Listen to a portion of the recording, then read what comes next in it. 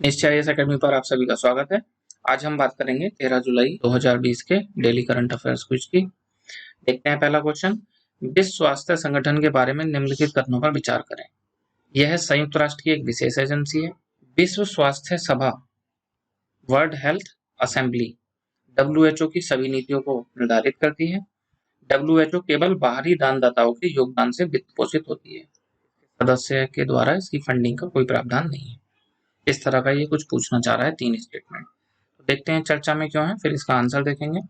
हाल ही में संयुक्त राज्य अमेरिका ने संयुक्त राष्ट्र संघ को आधिकारिक रूप से विश्व स्वास्थ्य संगठन WHO से अलग होने का संदर्भ में सूचित किया है। हालांकि इससे पहले ही राष्ट्रपति डोनाल्ड ट्रंप कह चुके थे कि वो WHO से अलग होंगे, लेकिन अब आधिकारिक रूप से उसको सूचित किया गया है। ऐसा क्यों करा गया है अमेरिका के द्वारा? अमेरिका का कहना है कि चीन में कोरोना वायरस की पहचान और उसे महामारी घोषित करने में WHO ने जानबूझकर देरी की और WHO पर चीन का नियंत्रण है। WHO चीन के प्रभाव में है। इसके कारण अमेरिका ने इससे अलग होने का निर्णय किया है। विश्व स्वास्थ्य संगठन चर्चा में है, तो इसके बारे में कुछ देख लेते हैं। 7 अप्रैल 1948 को इसकी स्थापना हुई थी और इसी वजह से प्रतिवर्ष 7 अप्रैल को विश्व स्वास्थ्य दिवस के रूप में मनाया जाता है। इसका मुख्यालय जिनेवा स्विट्जरलैंड में है। जो इसके सदस्य देश हैं वहाँ इसके क्षेत्रीय कार्यालय हैं। और विश्व स्वास्थ्य सभा वर्ल्ड हेल्थ असेंबली होती है, जिसमें WHO के सभी निर्णय लिए जाते हैं। और इसका वित्त पोषण कैसे होता है? इसके संगठन के सदस्य भी इसको पैसा देते हैं और इसको बाहरी अनुदान भी मिलता है। मतलब एक निर्धारित योगदान होता है, जिसमें जो भी इसके सदस्य हैं सबके लिए एक योगदान निर्धारित करा गया है और एक स्वैच्छिक योगदान वॉलंटरी कंट्रीब्यूशन भी इसे प्राप्त होता है। अगर सर्वाधिक योगदान की बात करें तो संयुक्त राज्य अमेरिका इसे योगदान करने वालों में नंबर 1 पर है। दूसरे नंबर पे अमेरिका के बाद bill and Melinda Gates foundation है। तीसरे नंबर पे गावी है, जो कि ग्लोबल वैक्सीन अलायंस है। और फिर चौथे 5वें नंबर पे यूके और जर्मनी आते हैं। देखते हैं इसका आंसर क्या होगा। यह संयुक्त राष्ट्र की विशेष एजेंसी है, ठीक है। विश्व स्वास्थ्य सभा इसकी नीतियां निर्धारित करती है, ठीक है। इसको योगदान केवल बाहरी दानदाताओं से मिलता है, ये गलत है। तो तीसरा स्टेटमेंट गलत है। 1 और 2 सही हैं, सही पूछे हैं। सही आंसर क्या हो जाएगा? सी, 1 और 2। अगला प्रश्न देखते हैं। निम्नलिखित कथनों पर विचार करें। चतुर्भुज सुरक्षा संवाद को पहली बार 2007 में जापानी प्रधानमंत्री द्वारा शुरू किया गया था। नंबर 2, क्वाड ग्रुपिंग में जापान, भारत, संयुक्त राज्य अमेरिका और रूस, ये 4 देश शामिल हैं। तो चर्चा में क्यों है और क्या सही होगा देखते हैं।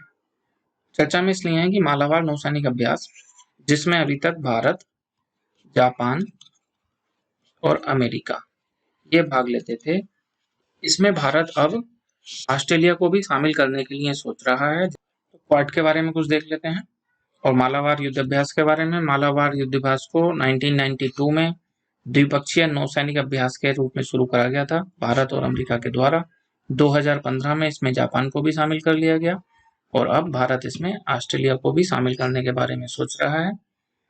और क्वाड समूह क्या है? क्वाड समूह में भी ये 4 देश आते हैं, भारत, अमेरिका, जापान और ऑस्ट्रेलिया। हालांकि क्वाड अभी अपना वास्तविक रूप नहीं ले पाया है। क्वाड समूह यह एक चतुष्पक्षीय संगठन है, यह हमने देख लिया कौन देश इसमें शामिल हैं। और इसके जो देश हैं वो मतलब लोकतांत्रिक पद्धति को बढ़ावा देते हैं और गैर बाधित समुद्री व्यापार, मतलब गैर बाधित नौ परिवहन को बढ़ावा देते हैं। और जिसके लिए ये मालाबार में भी इनको शामिल करने के लिए कहा जा रहा है। और इसकी सर्वप्रथम कल्पना 2007 में जापानी प्रधानमंत्री शिंजो आबे के द्वारा की गई थी। ऐसा भी कहा जाता है कि क्वाड शिंजो आबे का मानसिक पुत्र है। तो सही आंसर क्या हो जाएगा? पहली बार क्वाड के बारे में 2007 में जापानी प्रधानमंत्री ने इसकी कल्पना की थी, ठीक है। क्वाड में भारत, संयुक्त राज्य अमेरिका, जापान और रूस शामिल है, गलत। रूस शामिल नहीं है, कौन शामिल है? ऑस्ट्रेलिया। तो दूसरा स्टेटमेंट गलत है, पहला सही है। पूछा है गलत है, तो आंसर क्या हो जाएगा? 2। सही है पूछा होता तब 1। तो ये सही और गलत का हमेशा ध्यान रखेंगे। नेक्स्ट,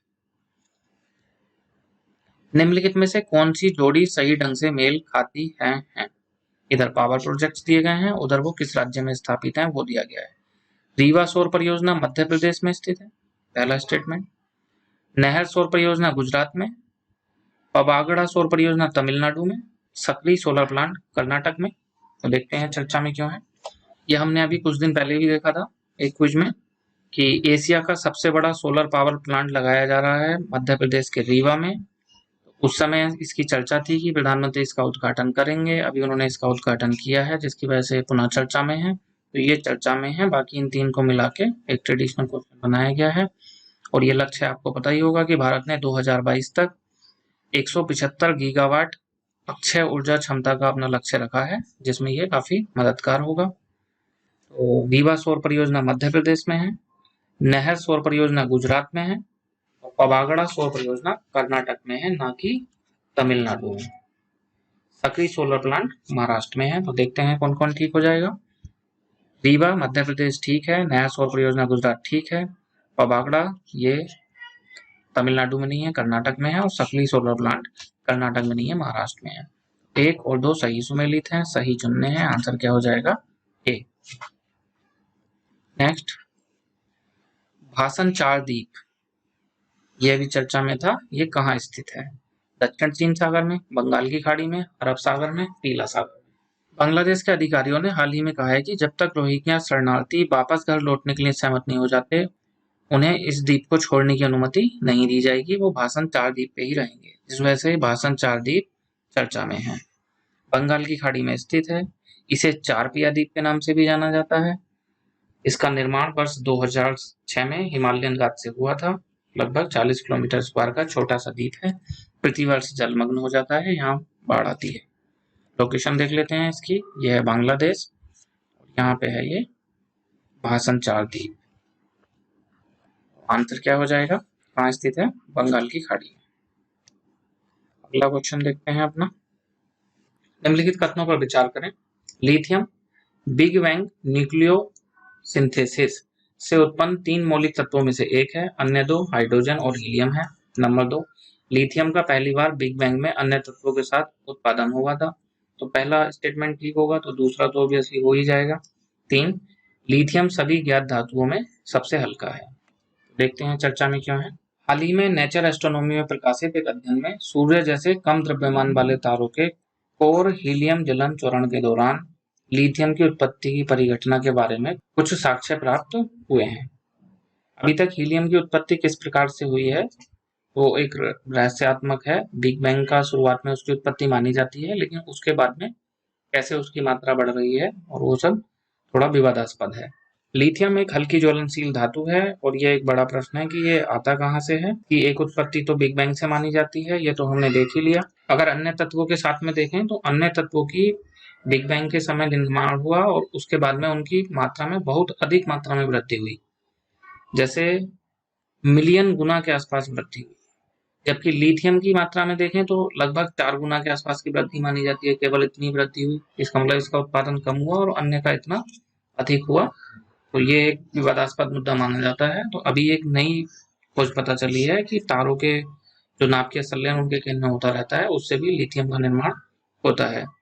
और बिग बैंग न्यूक्लियोसिंथेसिस से उत्पन्न 3 मौलिक तत्व हैं, जिनमें हाइड्रोजन, हीलियम और लिथियम को शामिल करा जाता है। देखते हैं क्या सही आंसर होगा। कुछ लिथियम के बारे में और देख लेते हैं पहले। प्रतीक इसका Li है, परमाणु संख्या 3 है, चांदी की तरह एक चमकीली धातु है, सभी धातुओं में सबसे हल्का है, इतना हल्का है कि इसका घनत्व 0.534 होता है, मुलायम होता है, इतना मुलायम होता है कि चाकू से भी आसानी से काटा जा सकता है। इस तरह के फैक्ट प्रीलिम्स में पूछ लिए जाते हैं यूपीपीसीएस में। उष्मा का और विद्युत का दोनों का सुचालक होता है। इसमें उच्चतम विशिष्ट ताप क्षमता पाई जाती है, विद्युत रासायनिक क्षमता पाई जाती है। इस तरह के कुछ फैक्ट ये स्टेट पीसीएस में काम आ सकते हैं। तो सही आंसर क्या होगा? बीबीएन के समय ये उत्पन्न हुआ था और अन्य 2 तत्व हाइड्रोजन, हीलियम, ये ठीक हो जाएगा। पहली बार उत्पादन इसका बिग बैंग के समय में हुआ था, ये भी ठीक हो जाएगा। सभी ज्ञात धातुओं में सबसे हल्का है, ये भी ठीक हो जाएगा। पूछा है कौन से सही है, आंसर क्या हो जाएगा? डी। अगर आप इस क्विज को पसंद करते हैं तब इसे लाइक करें, अपने फ्रेंड्स के साथ शेयर करें और निश्चय आईएएस अकेडमी को सब्सक्राइब करें। इस क्विज की पीडीएफ आप डिस्क्रिप्शन सेक्शन से डाउनलोड कर सकते हैं।